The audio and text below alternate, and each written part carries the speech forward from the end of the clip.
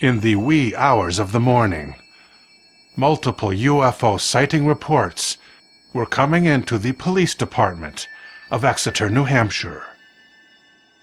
This was 1965, and the police decided to investigate immediately.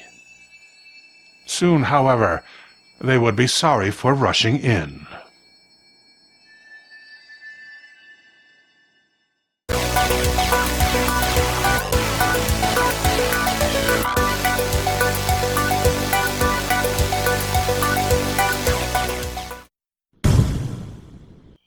Norman Muscarello was on Route 150.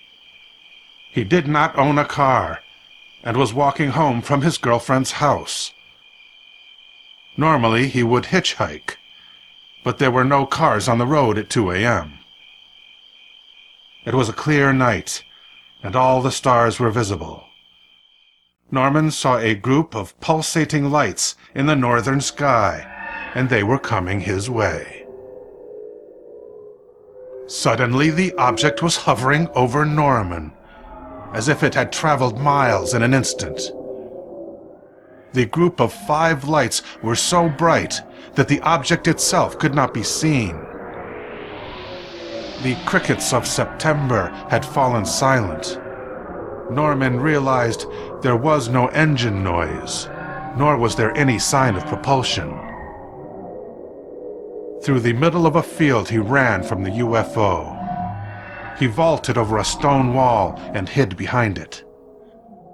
He counted how many times the red lights were flashing. 4 times, every time. The pattern was intelligent. But the UFO lost interest and flew away. Norman stood in the middle of the road and stopped the first car, waving his arms. The driver rolled his window down. Norman was known as a level-headed young man. He had just turned 18 and would soon enlist in the U.S. Navy on his way to Vietnam. But now he was shouting, "I gotta get to the police. Please, take me to the station." The driver said, "Okay, Norman. No problem." At the police station in Exeter, he told everything to the solitary officer on duty that night, Reginald Toland. Officer Eugene Bertrand reported into the station. After hearing Norman's account, he invited the young man into his squad car. They drove to the area where the UFO was sighted. Muscarello wanted to stay in the cruiser. Bertrand said he needed his help. They walked toward the woods. Some horses in a nearby corral began making loud noises, as though frightened. Some dogs, farther afield, began to howl. Both men saw the object reappear, rising out of the woods behind the corral. Bertrand described it as a huge dark object, as big as a barn, with flashing lights the color of blood. The UFO was performing impossible maneuvers, making turns at right angles.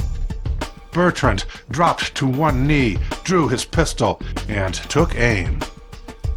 But he did not fire. Instead, he returned the weapon to its holster, took Norman by the arm, and together they ran back to the squad car. He radioed to the only other cop on patrol, David Hunt. When Officer Hunt pulled up in his cruiser, he leaned out the door and said, "How much have you guys had to drink tonight?" He said, "I'm from Missouri, the show-me state." The UFO reappeared just over the tree line. It hovered there. 2 houses, standing a few hundred feet away, were bathed in brilliant red light.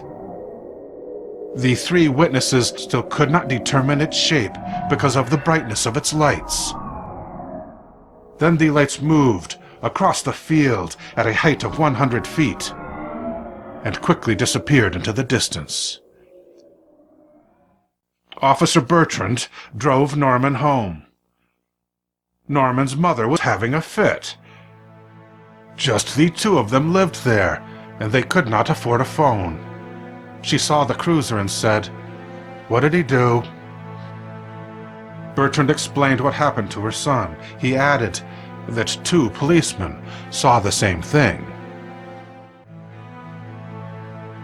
In 1965, the U.S. Air Force was still investigating appearances of UFOs.